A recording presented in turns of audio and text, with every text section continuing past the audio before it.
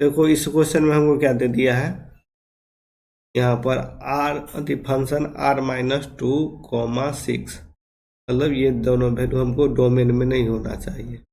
और मेरा क्या दिया हुआ आर, मेरा क्या हो गया कोडोमेन, मतलब रेंज इसी से निकलेगा। रेंज में रियल नंबर कुछ भी हो सकता है।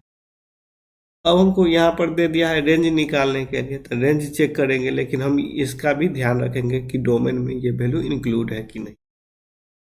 ये दोनों वैल्यू इंक्लूड नहीं होगा क्योंकि माइनस लिखा हुआ है 2,6। ये देख लिए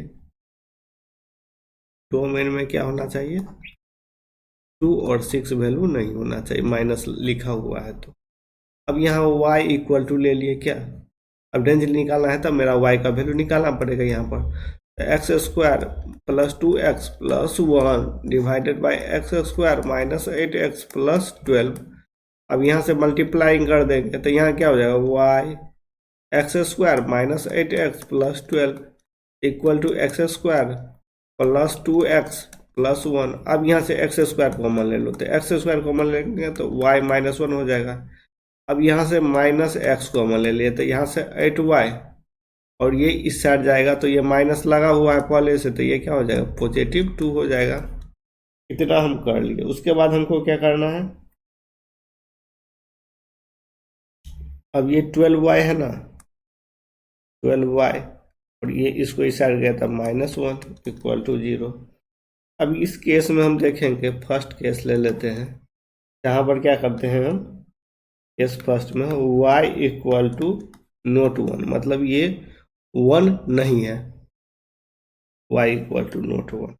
तो यहाँ पर क्या हो जाएगा, discriminant greater than equal to 0। इसमें क्या कर दे b², तो ये दिया हुआ वैल्यू 8y प्लस 2 का होल स्क्वायर माइनस 4 इंटू ए क्या दिया है y माइनस 1 इंटू सी क्या दिया है 12 minus y minus 1 greater than equal to 0। अब इसको सॉल्व करो, इसको सॉल्व करने पर कितना आएगा,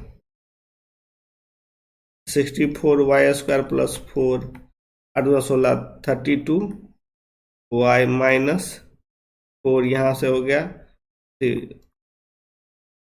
12y² हो जाएगा ना, तो यहाँ से हो जाएगा माइनस y, यहाँ से हो गया आपको 12y, यहाँ से 1, ये क्या होगा ग्रेटर देन इक्वल टू 0।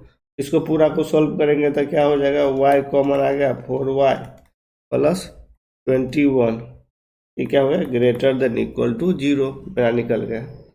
अब क्या करेंगे, यहाँ पर हम इसका कर्व बना देते हैं, बेबी कर्व। तो यहाँ पर y इक्वल टू 0 ले लो, यहाँ पर y इक्वल टू 21/4 ले लो, यहाँ प्लस हो गया, यहाँ माइनस हो जाएगा, यहाँ पर प्लस हो गया।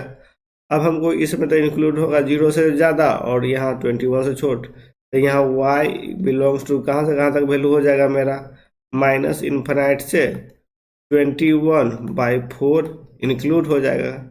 यूनियन यहाँ क्या हो जाएगा हमको 0 से इन्फिनाइट, 0 इंक्लूड इन्फिनाइट। अब यहाँ पर हम क्या क्वेश्चन में लिए y का y इक्वल टू 1 नहीं होगा, यहाँ पर माइनस कर दिए तो 1।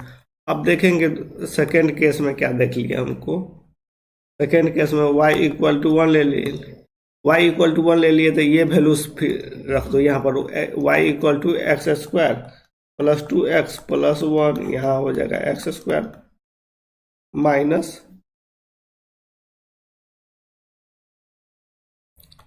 यहाँ x² minus 8x plus 12, y equal to 1 ले लिए तो x² माइनस 8x प्लस 12, यहाँ y के इक्वल टू 1 वैल्यू ले लिया उसका, x² plus 2x plus 1, x² से x² कर चलिए इधर जाएगा तो 10x, इधर आएगा तो 11, x का वैल्यू क्या हो गया 11/10।